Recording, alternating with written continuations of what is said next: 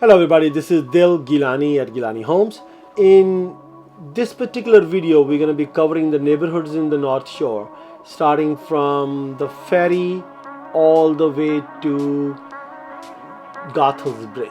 Right? So there are a whole bunch of communities in there. Then I want to talk about individual names. You have New Brighton is a neighborhood right after the ferry, after St. George. You have Snug Harbor. You have Randal Manor.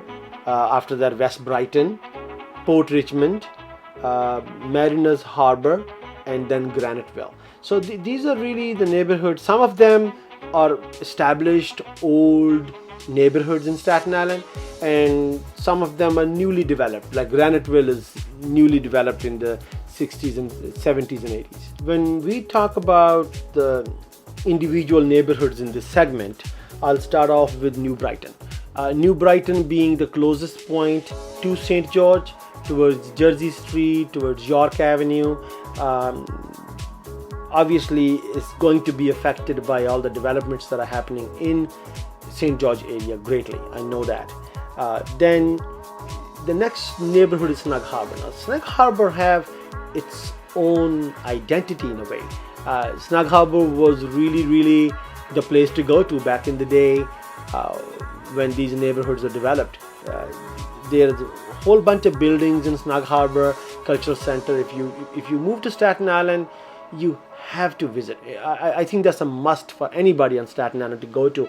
Is one of those hidden places that people don't even appreciate, and you don't know it until you go there. If you go there, you'll be hooked. You will keep going again because it's such a quiet place.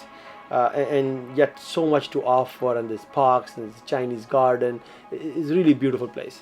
I have gone there, and almost on every walk I will come across something new, and don't even realize that this existed, right? Then the housing stock around Snug Harbor is beautiful.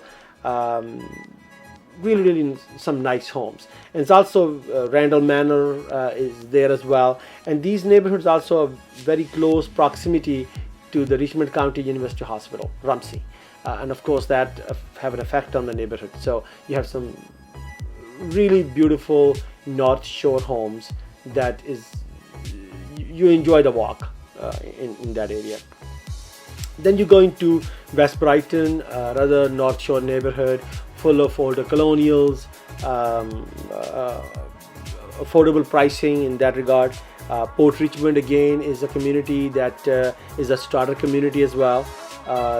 Then Mariners Harbour is at the far end of it, right close to Gothel's Bridge, between Forest Avenue and Morningstar Road, around there. Elm Park is also part of that neighborhood there, and Graniteville comes a little bit on this side of Forest Avenue towards the highway. So these neighborhoods are all really residential neighborhoods. Commute wise, they are very easy commute to the Manhattan, so that makes it very attractive. In the last few years, you have a Home Depot, you have Lowe's open up on Forest Avenue. That stretch of Forest Avenue have become really very good and developed a lot. These neighborhoods are making their mark.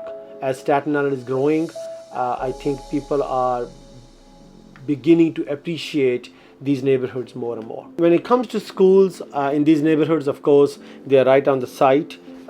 You can click through it and you will find some wonderful schools. Commuter wise, there's some express buses right there.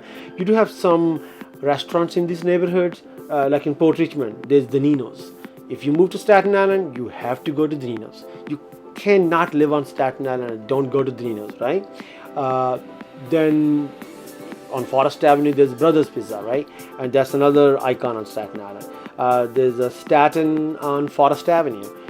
So these are really established neighborhoods that offer the kind of places that have been there for years and years, that people just have to go there to see what they're all about.